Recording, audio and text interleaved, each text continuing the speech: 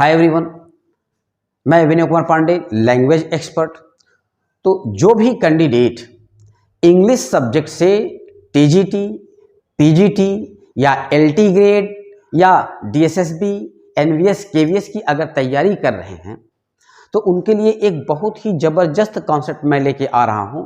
और ध्यान रखिएगा, आप यूट्यूब पे किसी भी टीचर से रेन एंड मार्टिन का लेक्चर देख लीजिए और उसके बाद वही लेक्चर आप हमसे मांग करिए, तो मैं आपको free of cost 2-3 lecture YouTube पे फ्री डाल देता हूँ, फेसबुक पे डाल देता हूँ। आप उनको देख लीजिएगा और एनालिसिस कर लीजिएगा कि जहाँ जो बेहतर हो आप उनसे पढ़िए। मैं ये नहीं कहता कि मैं दुनिया का सबसे अच्छा टीचर हूँ, नहीं, मैं मतलब एक अच्छा प्रयास करता हूँ देने का, मेरा भरसक प्रयास होता है देने का, क्योंकि धरती विद्वान से खाली नहीं है।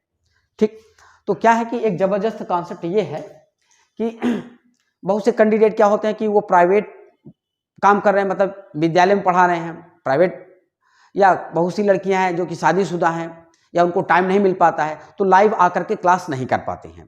तो रेन एंड मार्टिन को मेरा अपना एप्लीकेशन है ऑक्सफोर्ड इंग्लिश ग्रामर के नाम पे, प्ले स्टोर पे जाएंगे तो तीसरे क्रम में मेरा एप्लीकेशन है, उसको डाउनलोड कर लें। तो मैं वो सारे के सारे कोर्स मतलब उसी पे डाल दे रहा हूँ।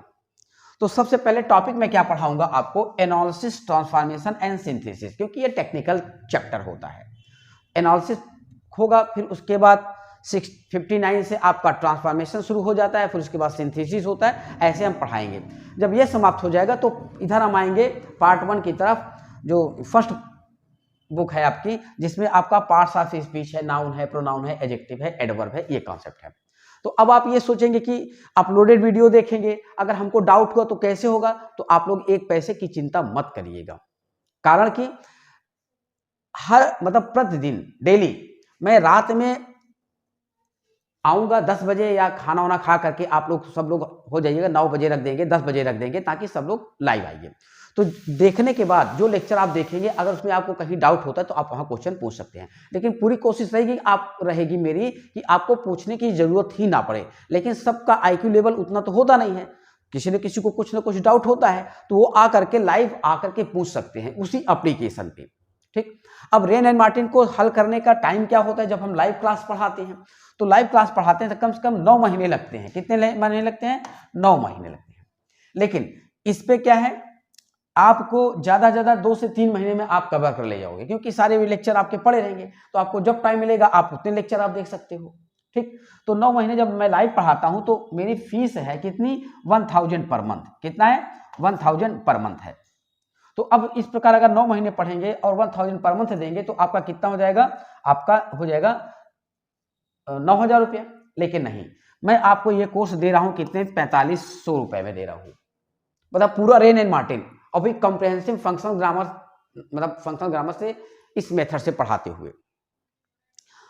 ठीक, तो आपको ये अगर जिसको भाई जो इच्छुक हो, मैं किसी को प्रेस नहीं कर रहा हूं कि आप लीजिए ही लीजिए, जो मुझे जानता है, मेरी क्वालिटी को जानता है, वो लेगा ही लेगा। तो इससे क्या होगा, आप 3 महीने में आप कवर कर ले जाएंगे रेन एंड मार्टिन को, आपकी समय की बचत होगी और आपको फीस में भी कंसेशन मिल जा रहा है, और लाइव आकर के कहा जहां डाउट होगा मैं लाइव आकर के बता दूंगा। ठीक, तो ये ध्यान रखिएगा, मेरा ये कॉन्सेप्ट है। और बाकी फंडामेंटल जो करना चाहते उनका कोर्स अलग है। अच्छा, एक सजेशन और दूंगा, जिनका अगर बेसिक कॉन्सेप्ट क्लियर है थोड़ा बहुत, वही आकर के रेन मार्टिन करें, और जिनका जीरो लेवल नहीं, फंडामेंटल क्लियर नहीं, उनके लिए रेन मार्टिन ठीक नहीं रहेगा। बाकी और कोई जानकारी होगी तो मेरा व्हाट्सएप नंबर क्या है, मेरा व्हाट्सएप नंबर है 9580150999। ये क्या है, व्हाट्सएप नंबर है, ये मेरा व्हाट्सएप नंबर। कोई भी डाउट हो तो आप व्हाट्सएप मैसेज कर दिया करें, क्योंकि कॉल करेंगे तो इस पर कॉल लगेगा नहीं। कॉलिंग नंबर दूसरा है, वो क्या है आपका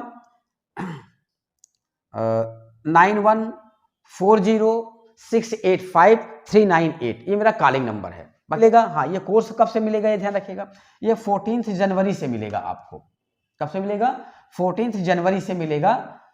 बाकी आप लोग डाउनलोड कर लीजिए, हर चीज कर लिए, लेकिन ये क्योंकि सेटिंग होती है उस पर, तो 14 जनवरी क्योंकि मेरा जन्मदिन है, तो उसी जन्मदिन पे मैं क्या करता हूं, इस कोर्स को लॉन्च करूंगा 14 जनवरी को ही। तो बाकी और कोई दिक्कत होगी तो आप कोई जानकारी अगर चाहते हैं तो आप लोग क्या कर सकते हैं, पूछ सकते हैं। अगर कोई और जानकारी अगर चाहते हैं आप लोग तो मेरे पास फ़ोन भी कर सकते हैं और व्हाट्सएप भी कर सकते हैं। ठीक, अब बाकी रही बात की बहुत से कैंडिडेट सोचते हैं कि फार्म आ जाए, फार्म आ जाए, फार्म आ जाए तब तैयारी करें, तो ध्यान रखिएगा ये बहुत गलत बात है। आप अभी से ही तैयारी करते रहिए, ये बहुत आपके लिए अच्छा अवसर है कि जब भी फार्म आएगा तो आप क्या करें, एग्जाम को क्रैक कर जाएंगे।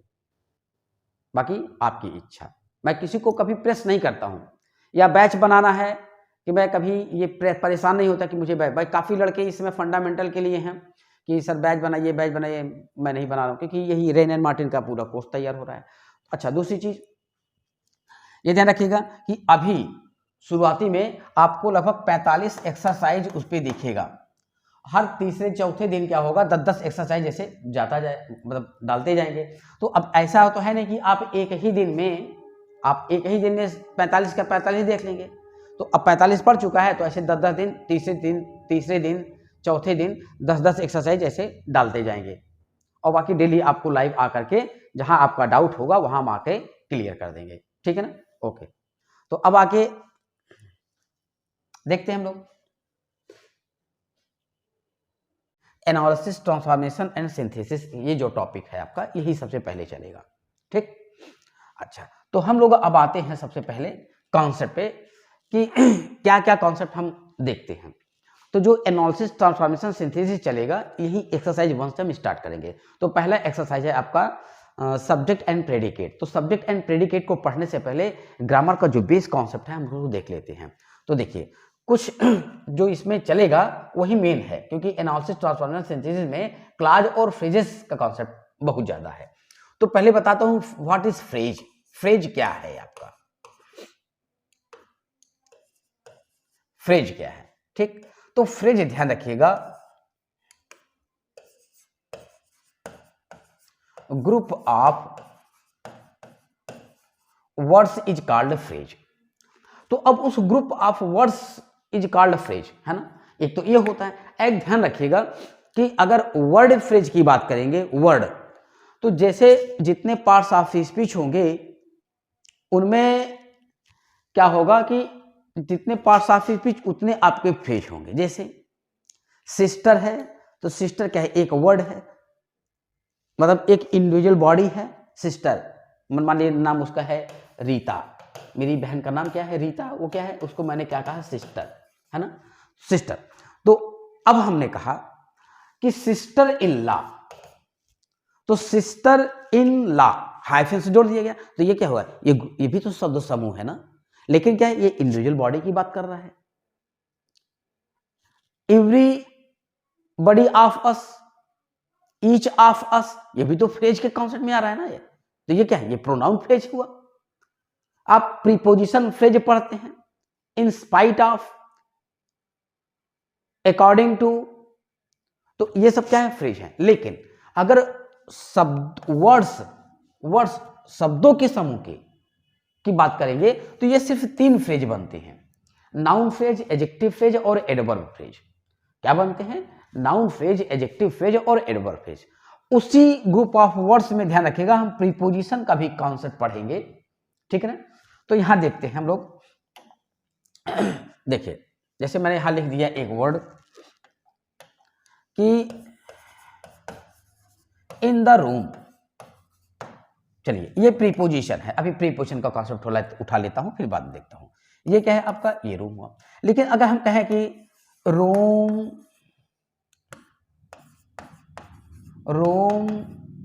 इन द, तो ये भी तो शब्दों का समूह हुआ ना, ग्रुप ऑफ वर्ड्स ये भी हुआ नहीं।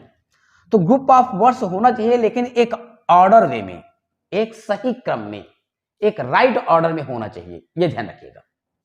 तो अब इन द रूम अगर मैंने कहा कि बेटा कैसा फ्रेज बना, तो ध्यान रखिएगा मैंने आपको बताया कि प्रीपोजिशन प्लस नाउन या प्रोनाउन, यहां प्रोनाउन भी आ सकता है, जैसे बिहाइंड मी, बिहाइंड मी, तो मी क्या है, ये आपका प्रोनाउन है, ऑब्जेक्टिव केस है, ये क्या है आपका प्रीपोजिशन है बिहाइंड। ठीक, तो अब ये भी तो फ्रेज बनेगा ना।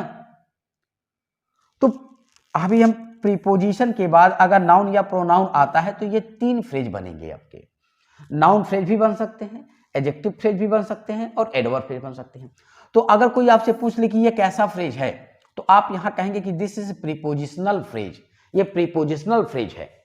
अब इसे डिसाइड नहीं कर सकते हैं, इसे डिसाइड कब करेंगे, जब सेंटेंस में इनका उपयोग होगा, सेंटेंस में इनके प्लेस को देख करके इनके फंक्शन को आप बताएंगे कि ये कैसा फंक्शन कर रहा है।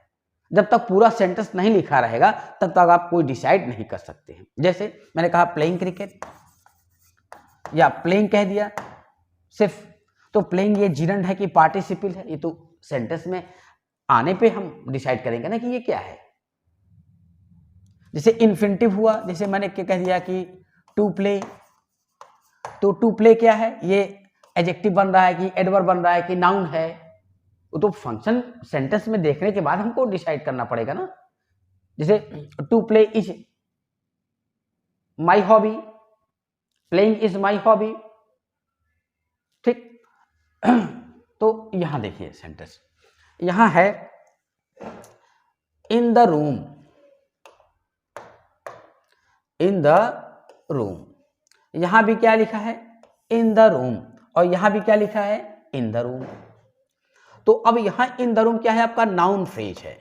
क्या है आपका नाउन फ्रेज, किस रूप में, एज सब्जेक्ट।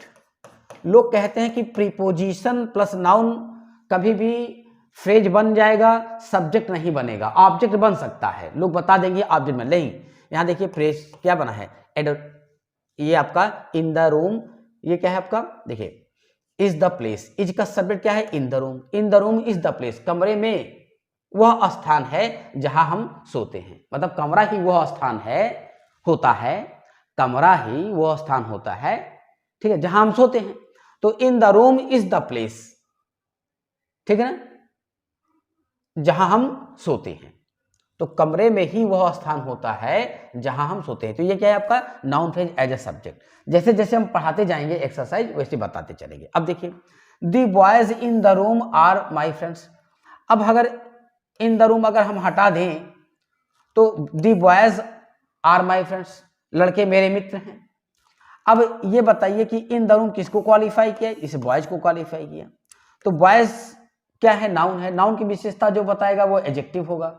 जब इसी फ्रेज को हम क्लास में बदलना चाहेंगे तो देखिए ऐसे ही तो बदलेंगे ना, क्या, the boys who are in the room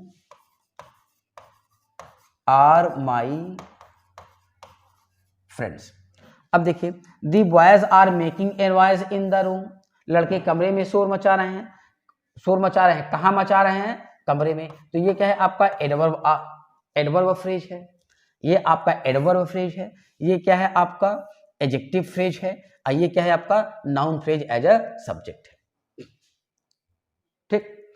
अब हमने कहा एक सेंटेंस और देख लेते हैं, देखिए कैसे। जैसे कहा आई नो हिम, मैं उसे जानता हूं, और आई नो अबाउट हिम, किसी भी स्टेट के हों। अब तो rain and Martin her state में चलता है, यहाँ तक कि पाकिस्तान में भी चलता है, ठीक ना, वो तो हर जगह क्योंकि इंटरनेशनल बुक है। तो अब यहाँ देखिए, तो आई नो हिम, मैं उसे जानता हूं। तो जब भी फाइनाइट वर्ब से क्वेश्चन करेंगे तो आपको हर चीज मिलेगा। जैसे ये ऑब्जेक्ट है, कैसा ऑब्जेक्ट है, डायरेक्ट ऑब्जेक्ट है। बहुत से लोग कहते हैं कि ये सजीव क्या होता है, इनडायरेक्ट ऑब्जेक्ट होता है। नहीं भाई, ध्यान रखिएगा, अगर वर्ब के बाद सिर्फ एक ऑब्जेक्ट है तो चाहे वो लिविंग हो चाहे नॉन लिविंग, वो क्या होगा, डायरेक्ट ऑब्जेक्ट ही कहा जाता है। डायरेक्ट ट्रांजिटिव वर्ब वह होता है जो दो ऑब्जेक्ट लेते हैं, ठीक है ना। तो जब दो ऑब्जेक्ट आएंगे तो जो हुम से आप क्वेश्चन करेंगे तो वो क्या होगा, इनडायरेक्ट होगा। अब व्हाट से जो गेन होगा वो क्या होगा आपका, जो हुम से होगा वो इनडायरेक्ट होगा, और व्हाट से डायरेक्ट ऑब्जेक्ट मिलेगा। जैसे I gave him a pen, वो तो खैर हम फंडामेंटल में पूरा एक एक करके बताते हैं, लेकिन हम आते हैं मुद्दे पे यहाँ। तो आई नो हिम, मैं किसे जानता हूं, यहाँ क्या करेंगे, हुम से क्वेश्चन करेंगे तो क्या मिलेगा, ये मिलेगा। अब देखिए ऐसा कौन सा WH क्वेश्चन वर्ड आप यहाँ यूज करेंगे कि क्या मिल जाए, मैं उसके बारे में जानता हूँ, तो आप यहाँ कहेंगे मैं क्या जानता हूँ, है ना, मैं क्या जानता हूँ। तो ये क्या है, अबाउट प्रीपोजिशन है, हिम क्या है आपका प्रोनाउन है, ये दोनों मिलकर के क्या बनेंगे, ये आपके डायरेक्ट ऑब्जेक्ट ये भी हैं, लेकिन ये व्हाट से प्राप्त होगा, ये प्रीपोजिशनल ऑब्जेक्ट इसको कहा जाएगा। लेकिन इसे अगर पूछा जाए तो ये भी जैसे ये डायरेक्ट ऑब्जेक्ट है वैसे डायरेक्ट ऑब्जेक्ट ये भी है, ये दोनों मिलकर के बनेंगे, ये ध्यान रखिएगा, ठीक है ना। तो ये प्रीपोजिशनल ऑब्जेक्ट यहाँ, तो प्रीपोजिशन प्लस नाउन या प्रोनाउन क्या बनता है, फ्रेज, तो ये नाउन फ्रेज है, ये क्या है प्रोनाउन है, ये क्या है बना noun phrase as a object बना।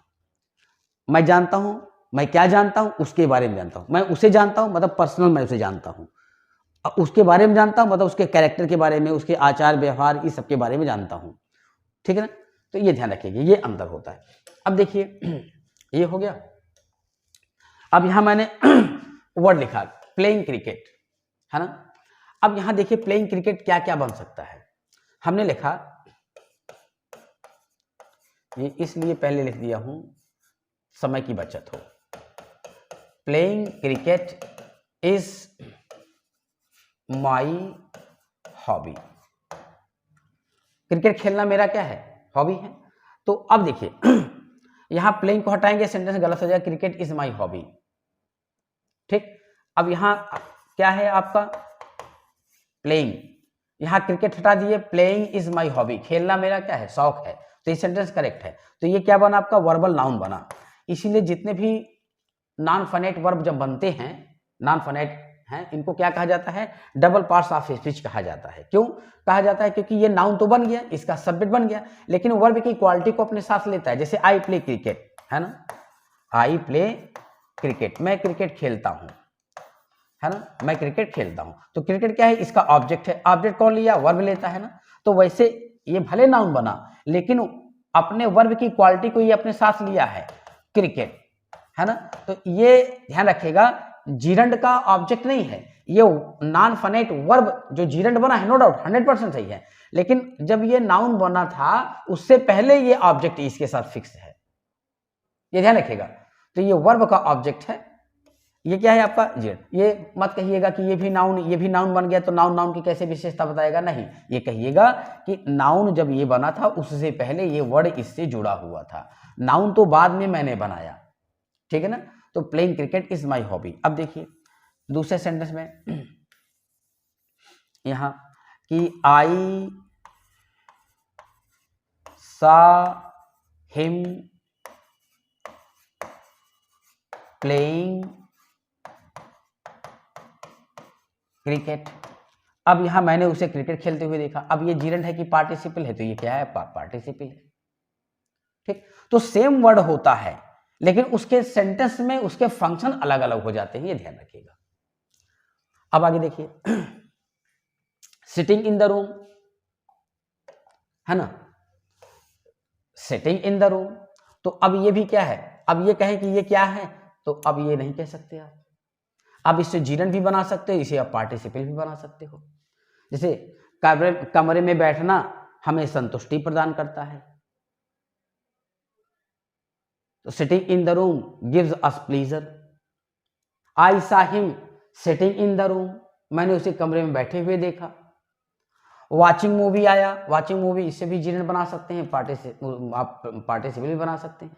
तो सेंटेंस में फंक्शन के अकॉर्डिंग आप इनको रिकॉग्नाइज करेंगे कि ये आपके क्या बन रहे हैं, ठीक है ना। तो हम लोग क्या करते हैं कि यहीं से अब रेन एंड मार्टिन का जो एनालिसिस ट्रांसफॉर्मेशन सिंथेसिस का कॉन्सेप्ट है, ये बहुत ही जबरदस्त कॉन्सेप्ट है, ठीक। तो मैं फिर से बता देता हूं कि पढ़ने को हम 2 महीने भी पढ़ सकते हैं, लाइव क्लास लेकर के पढ़ सकते हैं जैसे भागते हुए, लेकिन उसके पढ़ने न पढ़ने से कोई मतलब नहीं है। इसको अगर सही तरीके से पढ़ा दे तो इंडिया में इससे बढ़िया ग्रामर की किताब कोई नहीं है, रेन मार्टिन की। भले ही इसमें लोग कहते हैं कि अरे हाई स्कूल की किताब है, इतने एक्सरसाइज करके दिखा सकते हैं, उसके ट्रांसफॉर्मेशन सिंथेसिस को कौन बता दीजिएगा, ठीक है ना। इंटरमीडिएट में पढ़ाने वाले टीचर भी इसको नहीं करवाते हैं, भले हाई स्कूल लिखा है, स्टैंडर्ड इसका बहुत ही हाई है। इसको कॉम्प्रिहेंसिव और फंक्शनल तरीके से अगर पढ़ना चाहते हैं तो कम से कम आपको 8-9 महीने लगेगा। एक एक वर्ड की टर्मिनोलॉजी को अगर तोड़ते हुए पढ़ेंगे तो वास्तव में 1 घंटे डेली अगर आप पढ़ेंगे तो आपको 6-7 महीना लग जाता है। तो इसीलिए मैंने फीस क्या करें, हाफ रख दी है, ठीक है ना, 4500 रुपया रख दिया है। ठीक, आप लोगों को अगर चाहिए कोर्स तो आप इसको परचेज कर लिए। डेमो क्लास चाहिए तो आपको हम 1-2 डेमो क्लास भी आपको दिखा देंगे, समझे ना। तो प्ले स्टोर से मेरा आप लोग एप्लीकेशन डाउनलोड कर लीजिएगा, आपको वहां हम डेमो क्लास भी भेज देंगे, आप लोग बिंदास होकर डेमो क्लास देख लीजिएगा। और बाद में यूट्यूब पे भी अगर देखना चाहते हो तो यूट्यूब पे भी आपको डेमो क्लास मिल जाएगा रेन एंड मार्टिन का। ठीक, तो ये ध्यान रखिएगा। और बहुत से लोग क्या करते हैं कि ये कहते हैं कि हम तैयारी करेंगे, कब तैयारी करेंगे, जब फॉर्म आ जाएगा। तो प्लीज़ आप लोग ऐसा मत करिए। हम पिछला जो LT ग्रेड का रिजल्ट था, मेरे 76 कैंडिडेट थे, 76 प्लस कैंडिडेट सिलेक्ट हुए हैं।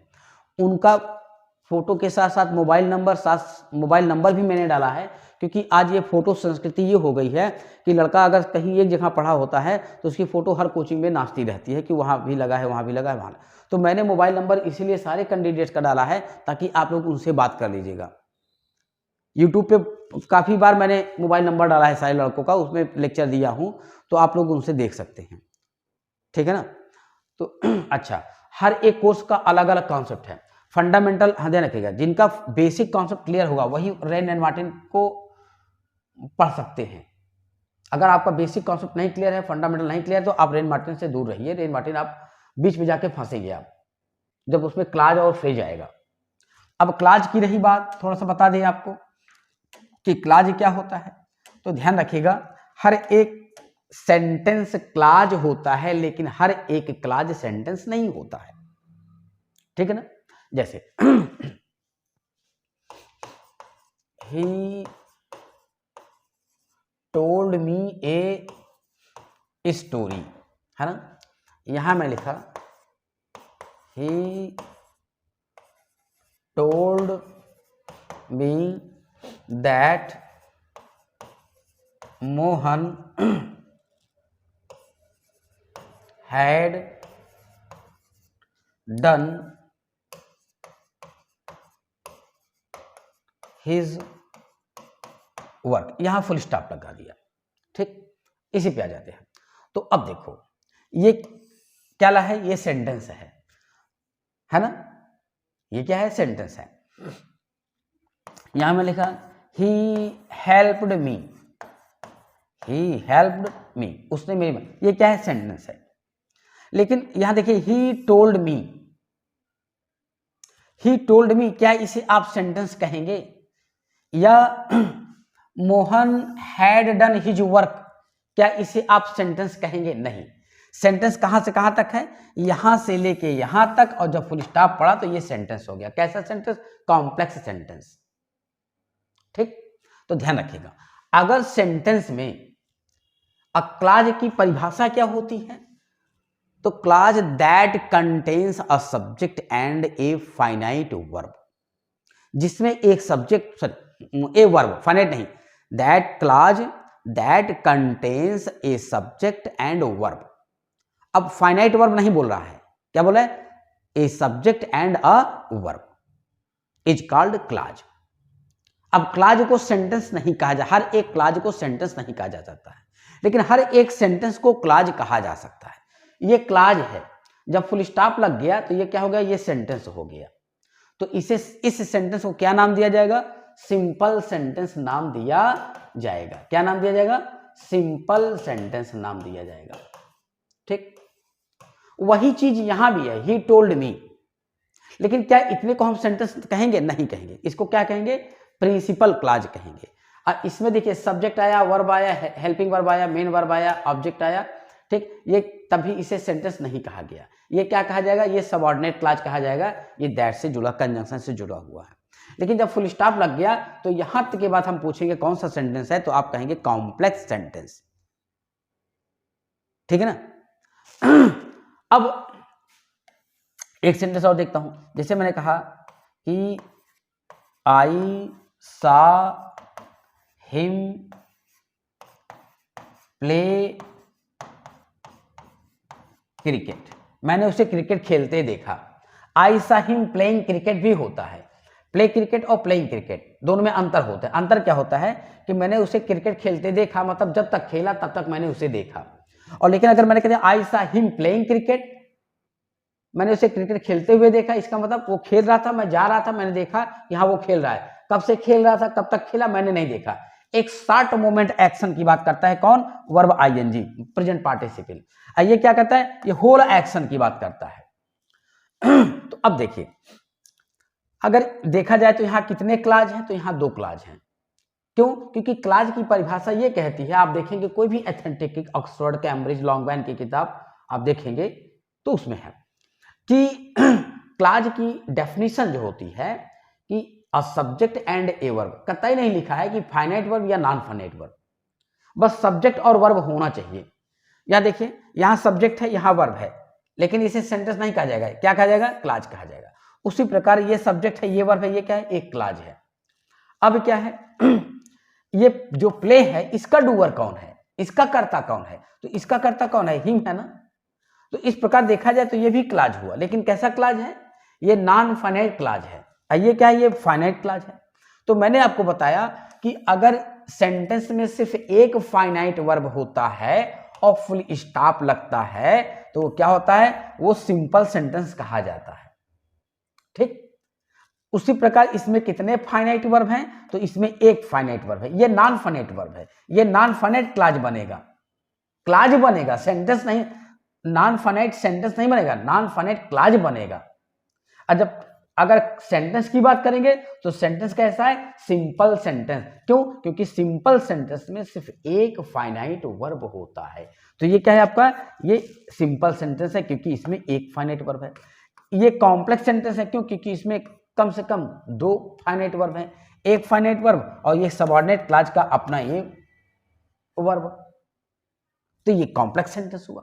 तो फ्रेज और क्लाज में डिफरेंस यही होता है कि फ्रेज जो होता है बेटा वो ग्रुप ऑफ वर्ड्स होता है और वो एक सेंस देता है, लेकिन सेंटेंस कंप्लीट सेंटेंस नहीं होता है, वो कंप्लीट सेंटेंस नहीं होता है, एक सेंस देता है। जैसे मैंने कहा इन the room, sitting in the chair, ठीक, प्लेइंग क्रिकेट, क्रिकेट खेलना, तो एक सेंस दे रहा है लेकिन सेंटेंस नहीं बना रहा है।